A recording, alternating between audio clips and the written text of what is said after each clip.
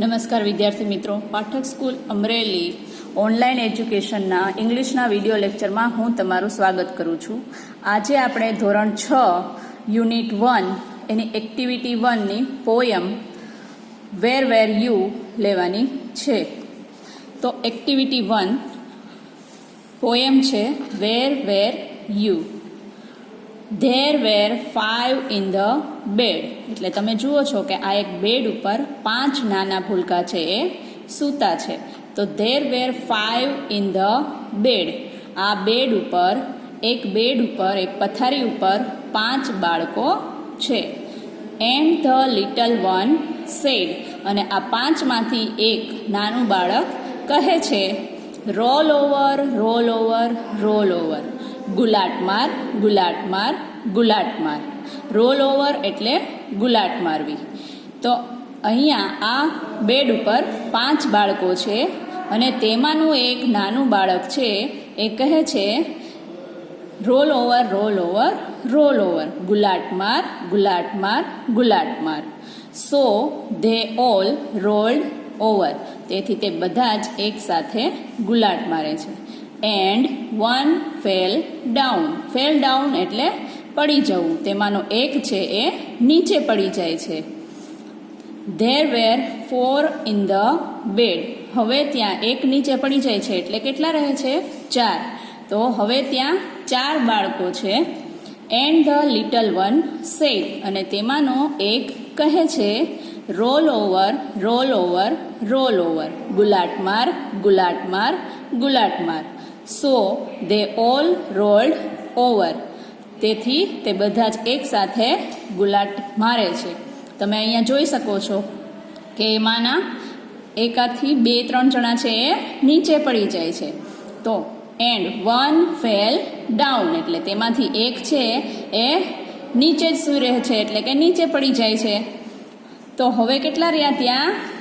પહેલા 5 હતા, એમાંથી એક નીચે પડે છે તો હવે અહીંયા 4 રહે છે. ત્યારબાદ there were 3 in the bed. હવે ત્યાં 3 જ ભૂલકાઓ રહે છે.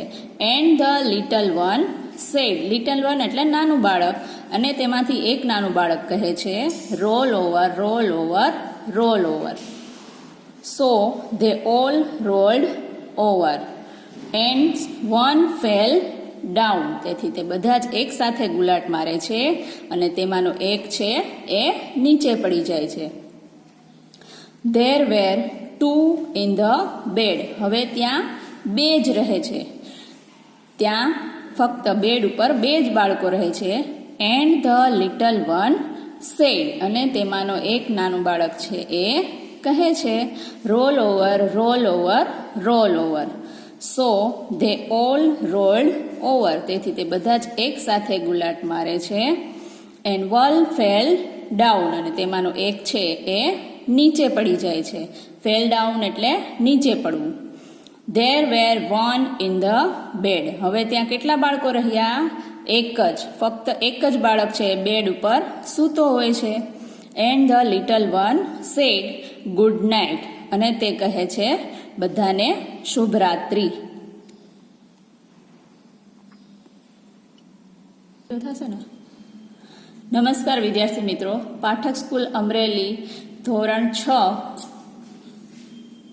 ઇંગ્લિશના વિડીયો લેક્ચરમાં અગાઉના વિડીયો લેક્ચરમાં આપણે યુનિટ 1ની એક્ટિવિટી 1 રાઇમ્સ ભણી ગયા હતા. હવે પેજ નંબર 10 ઉપર એક્ટિવિટી 8 છે. તેમાં આપણે એક સ્ટોરી જોવાની છે, એક સ્ટોરી સમજવાની છે, તે જોશું. It was a cold day.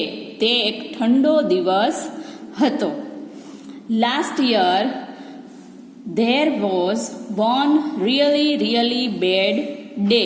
Last year એટલે ગયા વર્ષે એક ખૂબ જ ખરાબ દિવસ હતો. બેડ ડે એટલે ખરાબ દિવસ.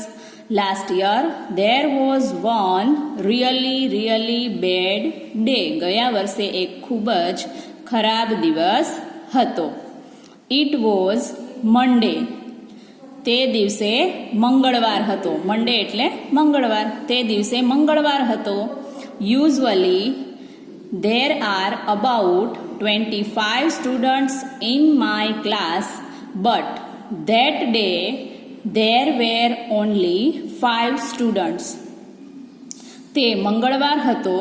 યુઝવલી એટલે સામાન્ય રીતે there are about 25 students in my class એટલે કે સામાન્ય રીતે મારા ક્લાસમાં 25 વિદ્યાર્થીઓ હોય છે.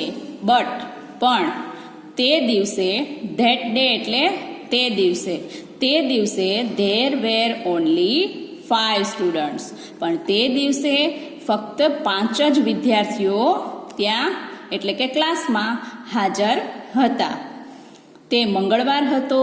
યુઝવલી એટલે સામાન્ય રીતે there are about 25 students in my class, but that day there were only 5 students. સામાન્ય રીતે મારા ક્લાસમાં 25 વિદ્યાર્થીઓ હોય છે, બટ પણ તે દિવસે there were only 5 students. તે દિવસે ફક્ત 5 જ વિદ્યાર્થીઓ હાજર હતા. It was really cold. તે દિવસ ખૂબ જ ઠંડો એટલે કે ઠંડો દિવસ હતો એટલે ઠંડી ખૂબ જ પડતી હતી. It was raining a lot. Raining એટલે વરસાદ પડવો. તે દિવસે ખૂબ જ વરસાદ પડ્યો હતો. It was dark and grey outside. Outside એટલે બહારની બાજુ. It was dark and grey outside. બહાર છે, બહાર વાતાવરણ કેવું હતું તો કે એકદમ કાળું અને આછું ધૂંધળું હતું એવું વાતાવરણ હતું બહાર. There were no sunshine. Sunshine એટલે સૂર્યનો પ્રકાશ.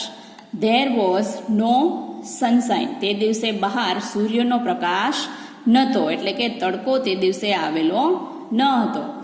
I think the students weren't A were not નું ટૂંકું રૂપ છે. I think એટલે વિચારવું. I think the students were not at school because they were sick એટલે બીમાર પડવું.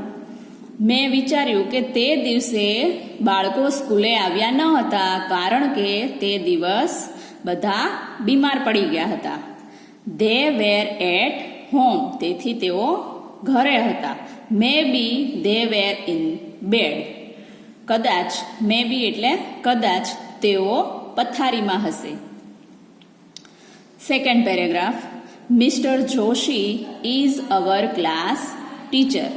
મિસ્ટર જોશી છે એ તેમના ક્લાસ ટીચર હતા. He is always at school. Always એટલે હંમેશા. તે હંમેશા સ્કૂલે આવતા હતા. He is never at home on Monday. Never એટલે ક્યારેય નહીં. તે મંગળવારના દિવસે, મંડે એટલે મંગળવારના દિવસે ક્યારેય ઘરે હોય નહીં એટલે કે તે સ્કૂલે જ હોય. તે ક્યારેય રજા પાડતા ન હતા. લાસ્ટ મંડે છેલ્લા મંગળવારે. Last Monday was no different. છેલ્લો મંગળવાર હતો તેમાં પણ કાંઈ અલગ હતું નહીં એટલે તે દિવસે પણ તેઓ મંગળવારે તેઓ સ્કૂલે હાજર હતા. He was not at home. તેઓ ઘરે ન હતા. He was in the classroom and it was cold. તે મંગળવારે પણ તેઓ સ્કૂલે આવ્યા હતા અને ત્યારે પણ ખૂબ જ ઠંડી હતી છતાં પણ તેઓ સ્કૂલે આવ્યા હતા. He was not in warm clothes. Warm clothes એટલે ગરમ કપડાં. તેમણે ગરમ કપડાં પહેર્યા નહોતા. ઇનફેક્ટ એટલે હકીકતમાં. In fact all the students felt cold. હકીકતમાં બધા જ સ્ટુડન્ટ્સને ઠંડી લાગતી હતી. It was freezing. તે એકદમ ફ્રીઝ જેટલી ફ્રીઝમાં ઠંડક હોય છે એટલી તે દિવસે ક્લાસરૂમમાં ઠંડક હતી એટલે કે ઠંડી લાગતી હતી. ઠંડુ વાતાવરણ હતું કારણ કે ખૂબ જ વરસાદ આગલા દિવસે પડેલો હતો એટલે તે દિવસે ક્લાસરૂમમાં દરેક વિદ્યાર્થીને ખૂબ ઠંડી લાગતી હતી. The school was like a refrigerator. School છે એ જાણે રેફ્રિજરેટર એટલે ફ્રીજ. જાણે ફ્રીજ જેવી બની ગઈ હતી. જેટલી ફ્રીજમાં ઠંડક હોય એટલી ત્યારે ક્લાસમાં એ લોકોને ઠંડી લાગતી હતી. Our room was like a freezer. Freezer એટલે જ્યાં બરફ જામી જાય. આપણા ફ્રીઝના ઉપર એક ખાનું હોય જેમાં બરફ જામતો હોય છે. તો our classroom was like a freezer. અમારો ક્લાસરૂમ છે એ જાણે ફ્રીઝર બની ગયો હોય એટલો ઠંડો હતો. And mister Joshi was like ice. Ice એટલે બરફ. અને મિસ્ટર જોશી જે એમના ક્લાસ ટીચર હતા એ જાણે બરફ બની ગયા હતા. The small class was cold. Cold cold. અને અમારો નાનો એવો ક્લાસ છે એ એકદમ ઠંડો થઈ ગયો હતો. It was રેઇનિંગ heavily. હેવીલી એટલે ભારે. ખૂબ જ વધારે વરસાદ થયો હતો એટલે એનો આખો ક્લાસ અને સ્કૂલ છે એકદમ ઠંડી થઈ ગઈ હતી. I left the school early. અને અમે બધાએ ઝડપથી સ્કૂલ છોડી અને જવું હતું. તમે જોઈ શકો છો આ એક ક્લાસનું ચિત્ર છે. આ એમના ક્લાસ ટીચર છે મિસ્ટર જોશી અને આ તે 5 સ્ટુડન્ટ્સ હતા જે તે દિવસે સ્કૂલે આવેલા હતા. રેગ્યુલર ક્લાસમાં 25 સ્ટુડન્ટ્સની સંખ્યા હોય છે પણ તે દિવસે ખૂબ જ ઠંડી હોવાના કારણે ફક્ત 5 સ્ટુડન્ટ્સ આવેલા હતા અને આ એમના ક્લાસ ટીચર છે મિસ્ટર જોશી. પેજ નંબર 11 ઉપર the rain stopped at night. Stopped છે એ સ્ટોપનું ભૂતકાળનું રૂપ છે. The rain stopped at night એટલે રાત્રિના વરસાદ છે એ એકદમ થંભી ગયો હતો. નેક્સ્ટ ડે બીજા દિવસે ધ સન વોઝ શાઇનિંગ. બીજા દિવસે સૂર્ય છે એ પ્રકાશિત થયો હતો એટલે કે તડકો નીકળ્યો હતો. સો એવરીથિંગ વોઝ ઓકે. તેથી એવરીથિંગ એટલે બધું જ. અહીં ત્યારે બધું જ સરખું થઈ ગયું હતું. There was 25 students not only 5. તે દિવસે 25 વિદ્યાર્થીઓ ક્લાસમાં હાજર હતા. નોટ ઓનલી 5 ફક્ત 5 નહીં. નોટ ઓનલી એટલે ફક્ત. ઓનલી એટલે ફક્ત. નોટ ઓનલી 5 એટલે ખાલી 5 સ્ટુડન્ટ નહીં પણ 25 સ્ટુડન્ટ છે એ ક્લાસમાં હાજર હતા. But there was mister Joshi. Where was mister Joshi. Mister Joshi ક્યાં છે? હી વોઝન્ટ ધેર. વોઝ નોટનું ટૂંકું રૂપ છે વોઝન્ટ. હી વોઝન્ટ ધેર એટલે તે ત્યાં હતા નહીં. He was at home. તે એના ઘરે હતા. Sick in the bed. બીમાર થઈ અને પથારીવશ હતા. આ ચિત્રમાં તમે જોઈ શકો છો કે ક્લાસમાં ક્લાસ ટીચર નથી. અહીંયા સૂર્ય પ્રકાશી રહ્યો છે. છોકરાઓ આવેલા છે પણ એમના ક્લાસ ટીચર છે નહીં. હવે વિદ્યાર્થી મિત્રો આપણે જે આ સ્ટોરી ઉપર સાંભળી એના આધારે અહીંયા આપણે બ્લેન્ક્સ આપેલી છે. તો the weather was blank and rainy. તો આપણે આ ખાલી જગ્યા સ્ટોરી સાંભળી એના આધારે પૂરવાની છે. તો ધ વેધર વોઝ તો આપણે અહીંયા જોયું cold and રેઇની.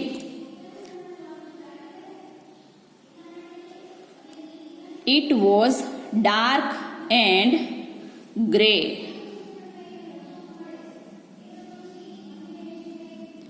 Many students were not at the school.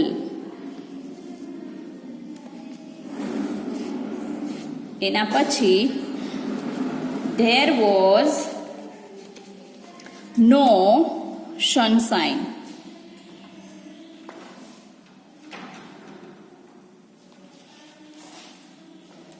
Lots of students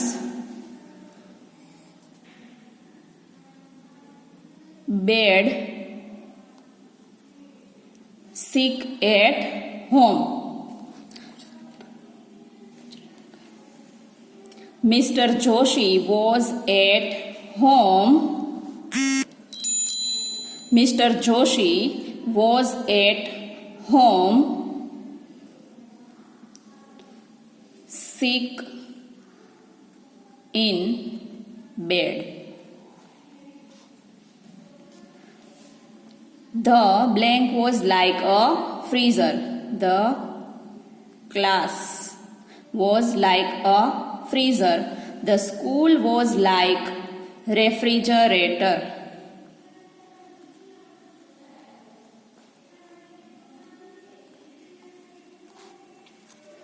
The rain stopped at night.